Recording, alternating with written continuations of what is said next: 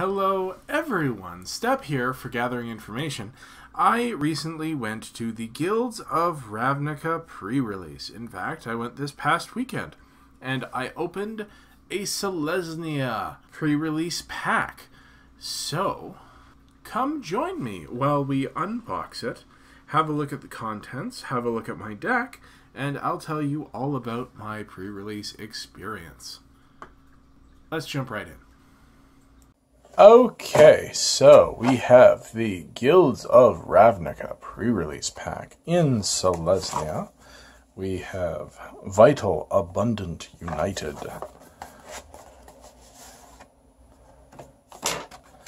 So, the pack came with 6 packs, a die. I forgot to put the die back in. Here's the die. It's right here. It's green and white, and it has the Selesnya Guild signet. It's fine. Got this token, which, interesting, this token, each pre-release pack came with one of these, and they have a code on the back that gets you a free sealed entry on Arena. We've, of course, used ours already, and had a lot of fun. The video for that will be going out Wednesday, the usual non-streaming day, so do check that out. And if you went to your pre-release, I highly recommend that you crack that sealed pool on Arena, because that's more magic, basically for free. So that's cool. Alright, into the pack. I've got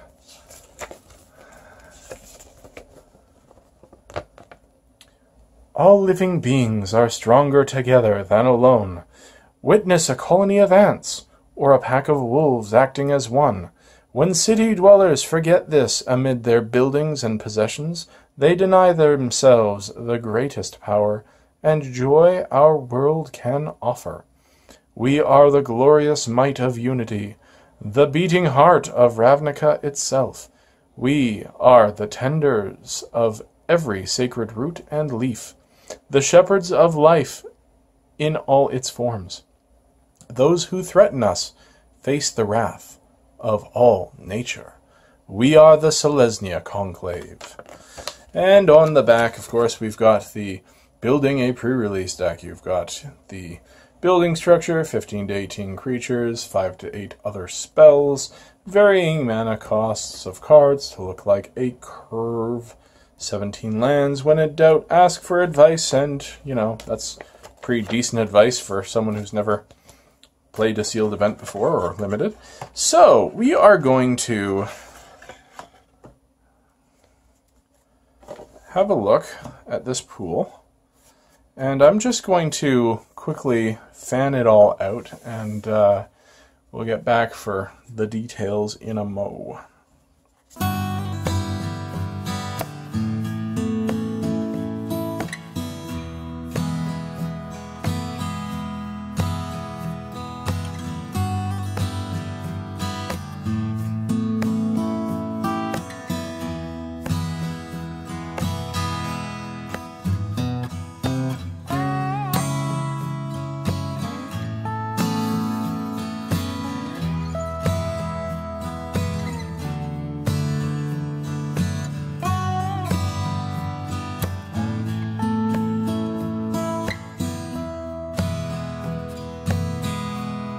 Okay, as you can see, the pool is a little bit skewed toward white and green, and a lot skewed toward the white-green multicolor, the Selesnya multicolor cards. And that's because I forgot to mention, or I haven't mentioned yet, that there was a seeded pack which had all green, white, and green and white cards. The pack included a guild gate in your guild's colors, and also, I think there was a locket in every pack. I'm not sure about that, but there was definitely a locket in mine. So it was much easier to build within your guild than out of it. And I heard some complaints that the seeded pack just meant that if your pool was bad in your main color combination, there was less of a chance of shifting into something else because it skewed too heavily. But basically, I chalk that up to saying that some pools are bad, or some pools are worse than others. This pool was pretty good. I thought for a moment about splashing, you know, maybe some black, because there were Golgari things. The Deadly Visit is definitely a card that you want to play if you can play it. Hired Poisoner might have been good. Plague Crafter is excellent. But I ended up going green, white, red because of some things that we'll see in a moment. The green creatures are very strong. The white creatures are very strong. Convoke is a mechanic I like. I had 2 Siege Worms and an Arboretum Elemental. And just the non-creature spells also lined up really well. In the pool, I also, instead of a basic land in each pack, you get a Guild Gate. So I got a Boros Guild Gate along with a Signet. 1 Izzet Guild Gate, 2 Izzet Guild Gates, a Dimir Guild Gate, and a second Selesnya Guild Gate. So the presence of the Boros Guild Gate and no Golgari Guild Gate or Locket made me more inclined to splash red, which I was planning on doing already. And then there's the question of the rares. So the seeded pack has your promo, which in my case was Venerated Loxodon. It's 4 and a white for an Elephant Cleric, a 4/4 with Convoke. And when Venerated Loxodon enters the battlefield, put a +1/+1 counter on each creature that convoked it. So if you can convoke it with 5 creatures, which I did on a number of occasions, they each get a +1 counter. So that's pretty sweet. Mission briefing. Surveil 2, then choose an instant or sorcery card in your graveyard. You may cast that card this turn. If that card would be put into your graveyard this turn, exile it instead. And that's blue for an instant. This didn't feel exciting. It feels a lot like, what is it? Dual cast, red for copy, target instant or sorcery. Maybe a little bit better than that, but Pelt Collector was a rare that is bonkers good insane. It ended up the only 1-drop in my deck after I took out the other 1-drops that just weren't pulling their weight.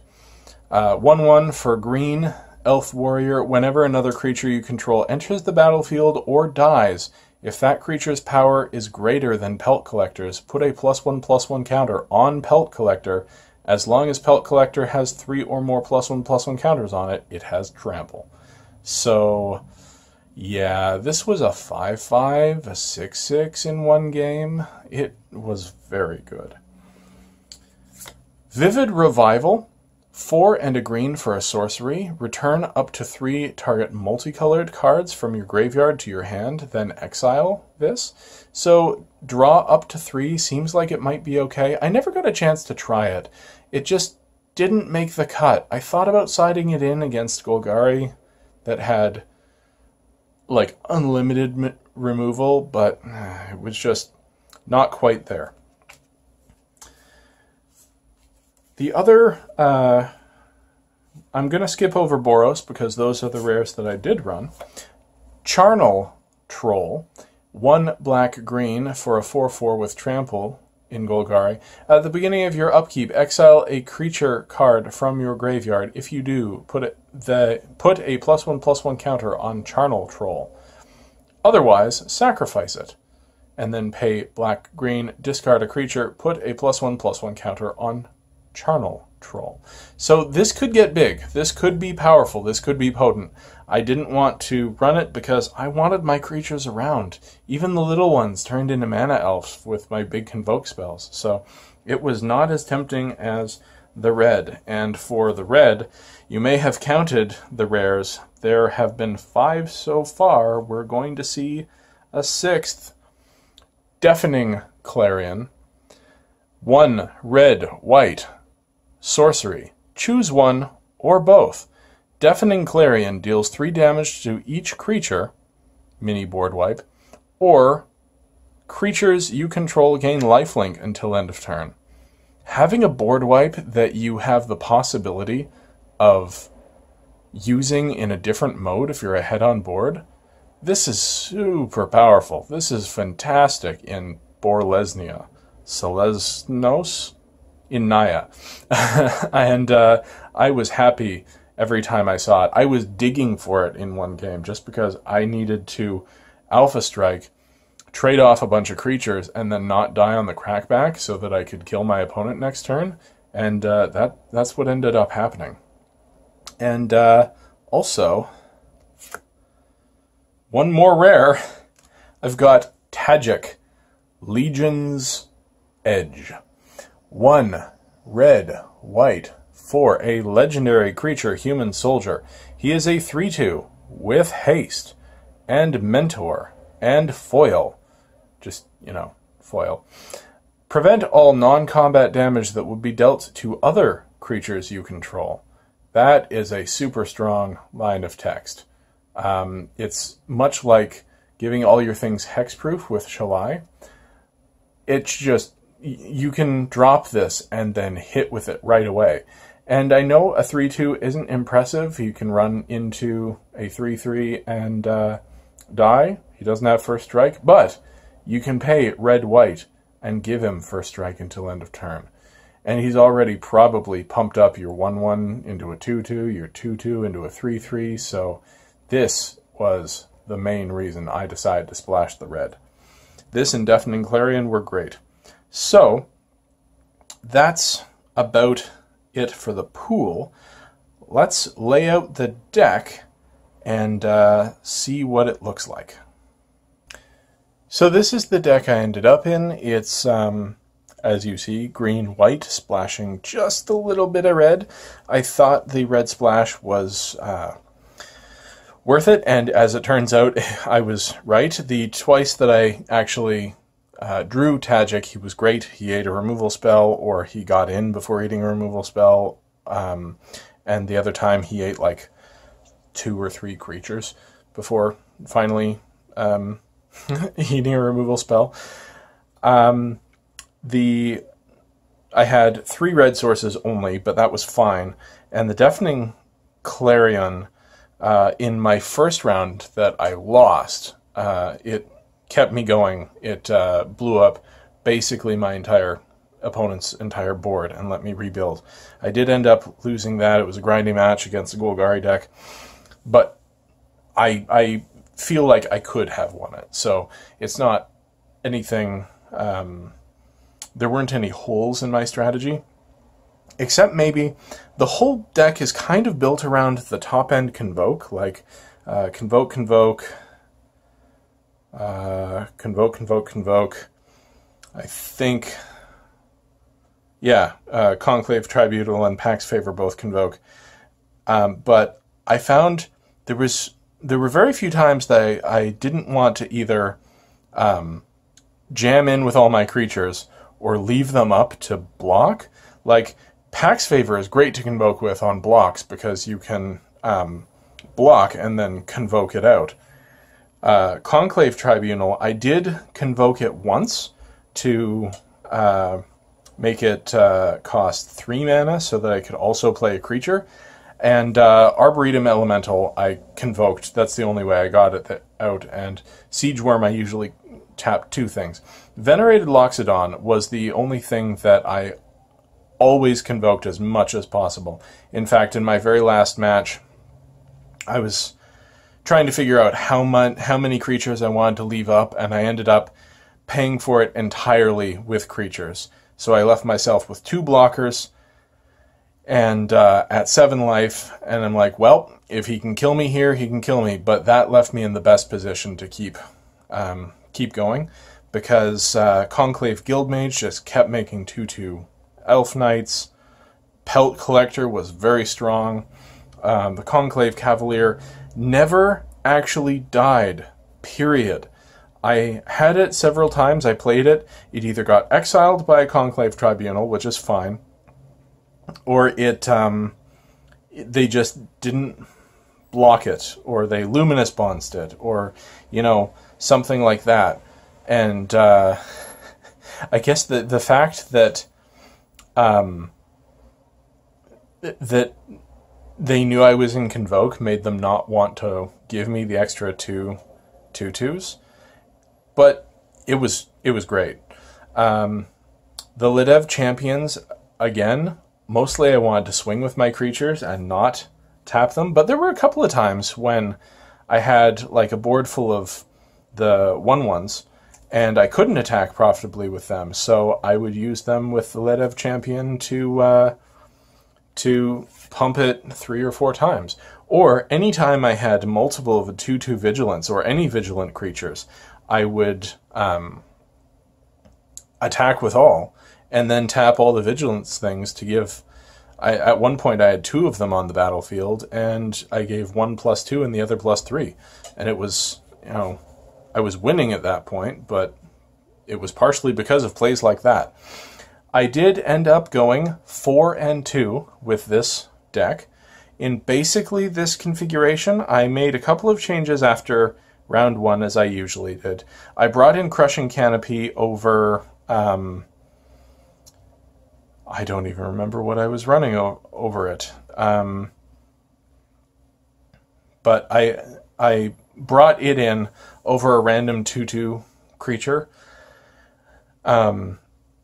Because I saw Aurelia, and then I just never took it out of my deck. It was always just better.